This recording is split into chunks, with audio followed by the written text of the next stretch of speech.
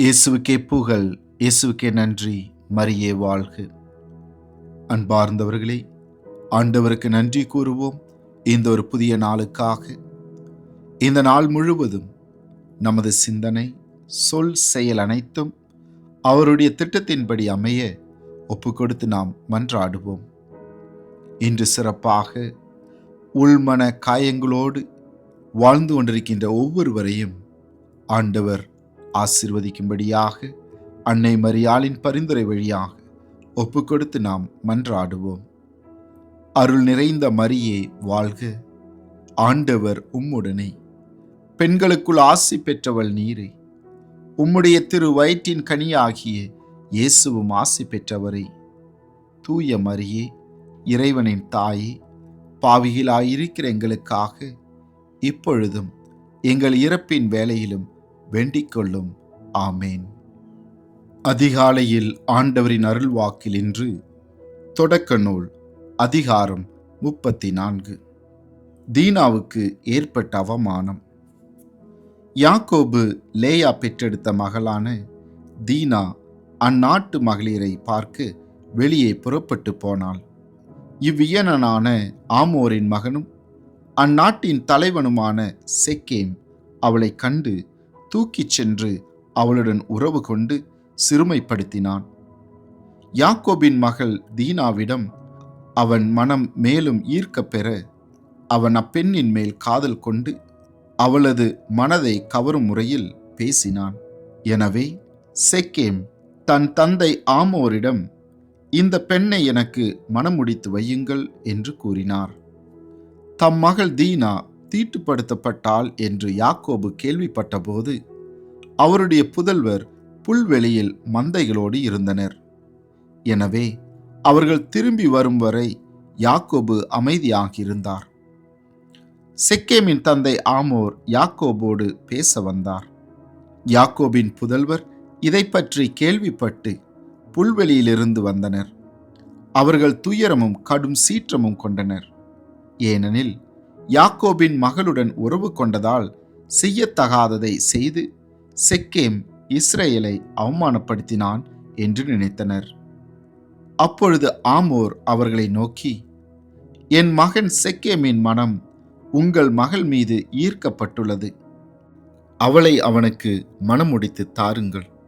நீங்கள் எங்களோடு கலப்பு மனம் செய்து கொள்ளுங்கள்.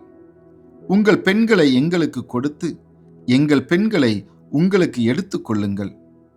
நீங்கள் எங்களோடு இந்நாட்டில் எங்கும் தங்கலாம். அதில் குடியிருந்து வணிகம் செய்து செல்வம் சேர்த்து கொள்ளுங்கள் என்றார். அப்பொழுது செக்கேம் தீனாவின் தந்தையையும் சகோதரர்களையும் நோக்கி, உங்கள் பார்வையில் எனக்கு தயை கிடைக்கட்டும். நீங்கள் கேட்பதை தருவேன். பெண்ணுக்குரிய பணமும் பரிசமும் எவ்வளவு வேண்டுமானாலும் கேளுங்கள். நீங்கள் கேட்பதை தருவேன். பெண்ணை மட்டும் எனக்கு மணமுடித்து தாருங்கள் என்றான். யாக்கோபின் புதல்வர் தங்கள் சகோதரியை செக்கேம் தீட்டுப்படுத்தியதால் அவனையும் அவன் தந்தை ஆமோரையும் நோக்கி கபடமாய் கூறிய மறுமொழியாவது, நீங்கள் கேட்டபடி செய்ய எங்களால் முடியாது. ஏனெனில் விருத்து சேதனம் செய்து கொள்ளாத ஆடவனுக்கு எங்கள் சகோதரியை கொடுப்பது அவமானமாகும். ஆனால் நீங்களும் உங்களுள் ஆண் மக்கள் யாவரும் விருத்து சேதனம் செய்து கொண்டால் மட்டும் எங்கள் பெண்களை உங்களுக்கு கொடுத்து உங்கள் பெண்களை எங்களுக்கு எடுத்துக்கொள்வோம். உங்களிடையே வாழ்ந்து ஓரினமாக ஆவோம். எங்கள் சொற்படி நீங்கள் விருத்து சேதனம் செய்து கொள்ள இசையாமல் விட்டால் நாங்கள் எங்கள் பெண்களை அழைத்து கொண்டு போய்விடுவோம் என்றனர். அவர்கள் சொன்னது ஆமோருக்கும் அவன் மகன் செக்கேமுக்கும் நலமாக தோன்றியது. அந்த இளைஞன் யாக்கோபின் மகள் மீது கொண்ட காதலினால் அவர்கள் சொன்னதை நிறைவேற்றுவதில் காலம் தாழ்த்தவில்லை. மேலும் அவன் தன் தந்தை வீட்டார் அனைவரிடையிலும் பெருமதிப்புக்குள்ளவனாயிருந்தான். எனவே ஆமோரும் அவன் மகன் செக்கேமும் தம் நகர வாயிலுக்கு வந்து மக்களை நோக்கி, இந்த மனிதர்கள் நம்முடன் நட்புறவு கொள்பவர்கள். ஆகவே நம் நாட்டில் குடியிருந்து வணிகம் செய்யட்டும். அவர்கள் வாழ்வதற்கு நம் நாட்டில் நிறைய நிலம் இருக்கிறது. அவர்களிடம் பெண் எடுத்து அவர்களுக்கு பெண் கொடுப்போம். ஆனால் இவர்கள் தாங்கள் செய்து கொண்டது போல நம் ஆண்கள் அனைவரும் விருத்து சேதனம் செய்து கொண்டால் மட்டும் நம்முடன் ஒரே இனமாக சேர்ந்து வாழ இசைவு தருகிறார்கள். அப்படி செய்தால் அவர்களுடைய மந்தைகள், சொத்துகள், அனைத்து கால்நடைகள் ஆகியன நமக்குரியன ஆகுமன்றோ. எனவே நாம் அவர்களுக்கு ஒப்புதல் கொடுப்போம், அவர்களும் நம்முடன் கூடியிருக்கட்டும் என்றார்கள். ஆகவே நகர வாயிலுக்கு வெளியே வந்த அனைவரும் ஆமோரும் அவன் மகன் செக்கேமும் கூறியதை ஏற்றுக்கொண்டனர். நகரிலிருந்து அனைத்து ஆண்களும் விருத்து சேதனம் செய்து கொண்டனர். 3ஆம் நாளன்று அவர்கள் அனைவரும் வலியால் வருந்திய போது யாக்கோபின் புதல்வர்களும் தீனாவின் சகோதரர்களுமான சிமியோன், லேவி என்னும் இருவரும் அவரவர் வாளை எடுத்துக்கொண்டு சந்தேகம் எழாதபடி நகருக்குள் புகுந்து அனைத்து ஆண்களையும் வெட்டி வீழ்த்தினர். அவர்கள் ஆமோரையும் அவன் மகன் செக்கேமையும் வாளினால் வெட்டி வீழ்த்திய பின் தீனாவை செக்கேம் வீட்டினின்று அழைத்து கொண்டு போய்விட்டார்கள். அதன் பின் யாக்கோபின் புதல்வர்கள் வந்து வெட்டுண்டவர்களின் சடலத்தின் மீது மிதித்து சென்று தங்கள் சகோதரியை தீட்டுப்படுத்திய அந்நகரை கொள்ளையிட்டனர்.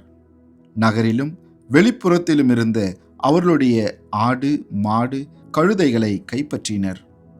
அவர்களுடைய எல்லா செல்வங்களையும் எடுத்துக்கொண்டு எல்லா குழந்தைகள், பெண்டிரையும் கைதிகளாக்கி வீடுகளில் இருந்த அனைத்தையும் கொள்ளையடித்தனர்.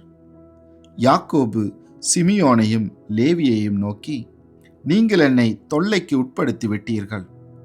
இந்நாட்டில் வாழ்வோரிடத்திலும் கானானியரிடத்திலும் பெரிசியரிடத்திலும் என்னை இழிவுபடுத்தி விட்டீர்கள். என்னிடமோ சில ஆள்களே உள்ளனர். அவர்கள் ஒன்று சேர்ந்து என்னை தாக்கினால் நானும் என் குடும்பத்தாரும் அழிந்து போவோம் என்றார். அதற்கு அவன் மட்டும் எங்கள் சகோதரியை ஒரு விலை மாதை போல நடத்தலாமோ என்று அவர்கள் மறுமொழி கூறினர். இது ஆண்டவரின் அருள்வாக்கு. இறைவா, உமக்கு நன்றி. மன்றாடுவோமாக. அன்பாண்டவரே, இன்றைய அருள்வாக்கில் நாங்கள் வாசிக்க கேட்டோம். யாக்கோபின் மகளான தீனாவிற்கு வாழ்வில் ஏற்பட்ட அவமானம். அன்பாண்டவரே, இதோ எங்களது மத்தியிலும் எத்தனையோ பேர் பலவித அவமானங்களினால் உள்மன காயங்களோடு வாழ்ந்து கொண்டிருக்கின்றார்கள். ஒப்புக் கொடுக்கின்றோம். ஆண்டவரை ஆசீர்வதிப்பீராக. அவர்களது உள்மன காயங்களை போக்கி அவர்களது வாழ்க்கையிலே சமாதானத்தையும் மகிழ்ச்சியும் அளிக்கும்படியாக எங்கள் ஆண்டவராகிய கிறிஸ்து வழியாக உம்மை மன்றாடுகின்றோம். ஆமேன். ஆண்டவர் உங்களோடு இருப்பாராக, உம் ஆன்மாவோடும் இருப்பாராக. எல்லாம் வல்ல இறைவன், தந்தை, மகன், தூய ஆவி உங்களையும் உங்கள் குடும்பத்தில் உள்ள அனைவரையும் நிறைவாக ஆசீர்வதித்து பாதுகாத்து வழிநடத்துவாராக. ஆமேன்.